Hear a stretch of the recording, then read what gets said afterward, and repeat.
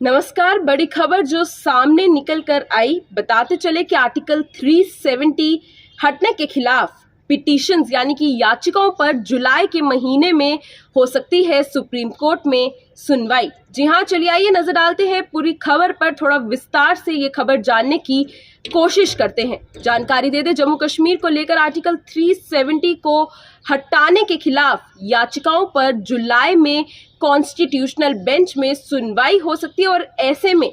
Chief justice of India N V Ramana ने कहा कि वो आर्टिकल 370 से जुड़ी याचिकाओं पर सुनवाई के लिए जुलाई के महीने में 5 जजेस के बेंच का गठन करने की कोशिश करेंगे। वहीं दूसरी की तरफ अगर हम सीनियर एडवोकेट शेखर नाफरे की बात करें तो इन्होंने केसेस की जल्द सुनवाई की मांग की थी और चीफ जस्टिस ऑफ इंडिया ने कहा कि ये 5 जजेस के कॉन्स्टिट्यूशनल बेंच का मामला है। शेखर नाफरे ने पहले अगले हफ्ते सुनवाई की मांग की, लेकिन बाद में ये कहा कि इसे गर्मियों की छुट्टियों के बाद सुना जा सकता है। इसके अलावा आपको जानकारी थोड़ी देते चले कि दरअसल जम्मू कश्मीर की जो न्यू परिसीमन प्रक्रिया है, डेलिमिटेशन प्रोसेस का मामला भी इस समय सुप्रीम कोर्ट में पहुंचा है और सुप्रीम कोर्ट में याचिका दाखिल कर परिसीमन प्रक्रिया को चैलेंज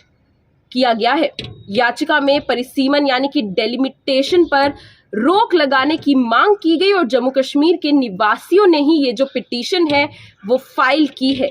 डेलिमिटेशन की बात करते चले जो इस समय सुप्रीम कोर्ट पर केस चल रहा है, आइए इसको भी थोड़ा विस्तार से आपको जानकारी देते चले। परिसीमन की पिटीशन में कहा गया कि केंद्र शासित प्रदेश जम्मू कश्मीर में डेलिमिटेशन करने के लिए कमिटी के गठन की नोटिफिकेशन जो है वो अनकॉन्स्टिट्यूशनल है। जी हाँ, और ये क्लासिफिकेशन के बराबर है और साथ ही साथ इक्वालिटी राइट्स का उल्लंघन है। वहीं दूसरी ओर केंद्र ने उन पावर्स को हड़प लिया है जो मूल रूप से भारत के चुनाव आयोग इलेक्शन कमीशन के पास है। दर्शकों, जानकारी देते चले कि पिटीशन में केंद्र सरकार द्वारा केंद्र शासित प्रदेश जम्मू कश्मीर में विधानसभा में सीटों की संख्या जिस तरह से 83 से बढ़ाकर 90 करने का विरोध भी किया गया और कहा गया कि मार्च 2020 की नोटिफिकेशन जम्मू और कश्मीर के केंद्र शासित प्रदेश और साथ ही साथ असम स्टेट, अरुणाचल प्रदेश, मणिपुर और नागालैंड राज्यों में परिसीमन करने के लिए डेलिमिटेशन कमीशन का गठन करना आर्टिकल 14 के तहत इक्वालिटी राइट्स का उल्लंघन है। और ये पिटीशन, ये याचिका जम्मू कश्मीर के निवासी हाजी अब्दुल गनी खान और साथ ही साथ डॉक्टर मोहम्मद अयूब मट्टू द्वारा दायर की गई यानी कि फाइल की गई ये पिटीशन डेलिमिटेशन कमीशन के खिलाफ। दूसरी ओर आपको बताते चले कि दरअसल परिसीमन का अगर हम मीनिंग की बात करते चले तो अर्थ ये होता है कि किसी भी देश या प्रोविंस में एक लेजिस्लेटिव बॉडी वाले रीजनल कॉन्स्टिट्यूएंसीज की सीमा तय करने का कार्य या प्रक्रिया केंद्र शासित प्रदेश जम्मू और कश्मीर में सीटों की संख्या 83 से बढ़ाकर 90 और पाकिस्तान के कब्जे वाले कश्मीर POJK की 24 सीटें सहित 107 से बढ़ाकर 114 करने के लिए गठित परिसीमन आयोग के खिलाफ याचिका जो है वो दायर की गई।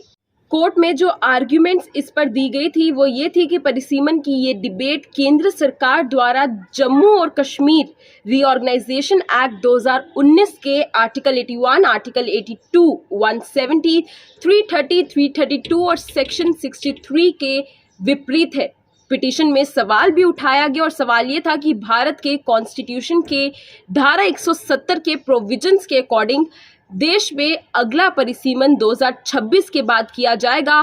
फिर जम्मू और कश्मीर के केंद्र शासित प्रदेश को क्यों परिसीमन के लिए चुना गया।